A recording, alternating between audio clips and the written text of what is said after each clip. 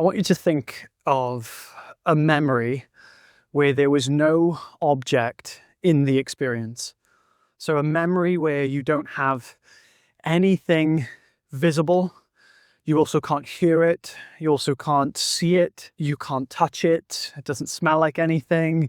You can't taste it. It's a memory that you have of something that has no objective quality.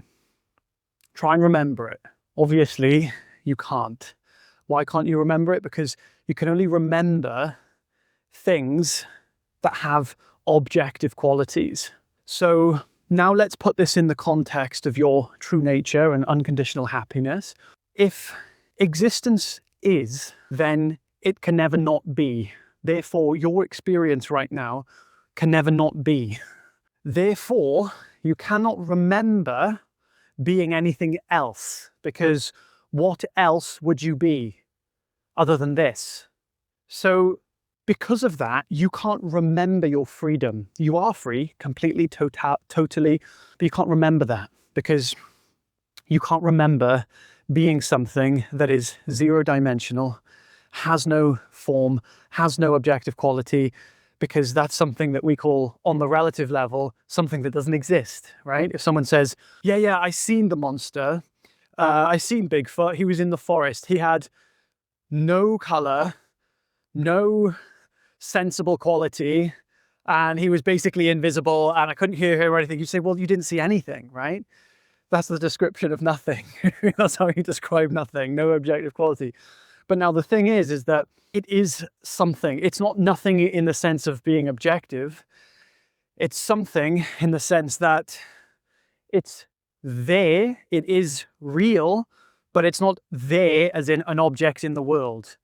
So our true nature is here, which means the absence of space and time, and now, which is the absence of time. So here, which is the absence of space, and now, which is the absence of time. It stands outside time and space. So you are already free, but the problem is that you don't know that because you can't remember being free. You have nothing to reference it to. So you can't say, oh, I know I'm free because I remember being free in the past sometime where I can now reference it to this moment, which makes sense because I was free then and not now. Henceforth, I was free before, right? You can't do that because you can't remember it. You can't think I was this. You can't give reasons. Now, what happens then is that we believe we need reasons to be free. I'm free because I have, because I can, because I am, because of this. And this is what the world lives in, is conditional freedom or conditional happiness.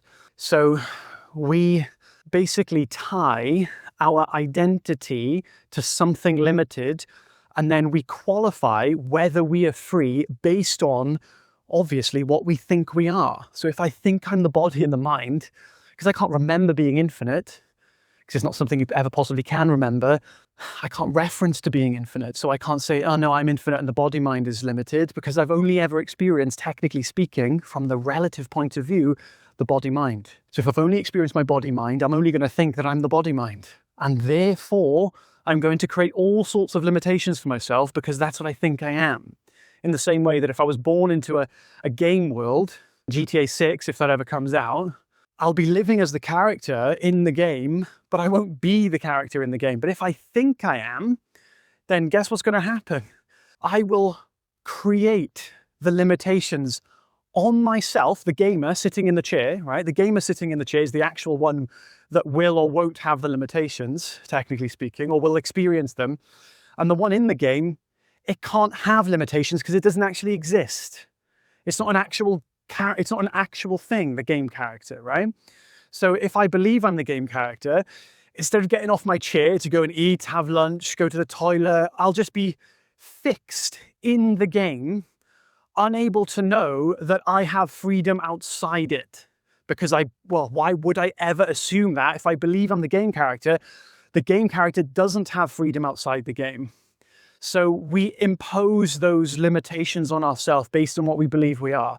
So the very simple thing, we'll finish this video with this very simple understanding, which is kind of the fabric of a lot of what I share and what I speak about is because you therefore cannot find being infinite, because it's already what you are, and because it's zero-dimensional, it'll never be something that seems to be added to experience. It'll never be a new state. It'll never be a new experience.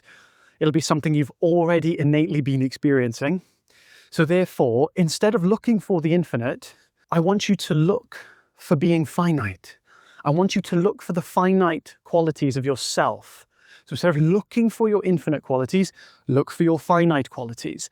Prove to yourself whether or not you are actually limited or if you're possibly unlimited. But the point is, you don't look for objects that you have. You don't look for things you have. You look for things you don't have. And the point of this is very simple. It's actually the only way you can do this self-investigation. But the premise of this is that you can't do this in order to remove your suffering. This is not a scapegoat for ill mental health. And people need to see that. This is about a genuine care for happiness, truth, and reality. And if that's what you actually care about, then your intention will focus and your will move, so to speak, symbolically, your energy from the lower vibrational chakras, which is doing things to get things, and it will move towards a desire for truth, which goes all the way up towards realization. So basically, what I'm sharing with you, will put you in a place of receptivity. Life will do the rest. You can trust life to do the rest. Just put a playful bet on it.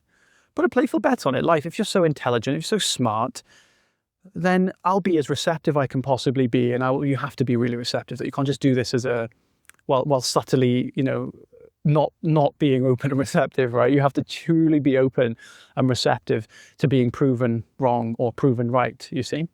And in that openness, life is able to actually make you, you're open to understanding. So you'll naturally have desires that will take shape and move you towards different experiences, different teachers, teachings, whatever it might be. Your life will basically show you on its own. And that is the optimal place to be. If you're a seeker, this would be the end of seeking. This would actually be a very liberating phase of your life, because you're no longer going to be seeking to remove suffering. You're no longer going to be trying so hard on doing these disciplines and practices. This, in my view, will be where you stop doing things because you have to, and you start doing things because you want to, because you find it fun. And this is a new thing, because technically speaking, we shouldn't be doing things because they're fun, because fun is an expression of freedom. So technically speaking, if we were really in ignorance, if we really weren't free, we wouldn't be able to do things for fun. It would be impossible, because we would be all the time 100% in limitation. And fun is the expression of freedom. So do things because you find them fun. Be open and receptive. And instead of seeking to find things, do things because you enjoy them. And this receptive openness is going to ripen your mind ready for understanding. And then you could probably look back over things that you've seen or watched before, and you will hear them in a completely new way. It'll actually start making sense, because before you were only listening to those things because you wanted them to remove your suffering, which means you had a closed mind. A closed mind is never, ever receptive to understanding. So you'll hear things, you'll think, oh, I get it intellectually, but anyway, where's my suffering? Why is it not gone yet? You see? You'll just be at the end of it, and your mind instantly closes again. So this is why this is so important. It's not just important, it's fundamental. I have a free community where I can guide you through this. The link is in the description if you'd like to be there. I do free calls every week.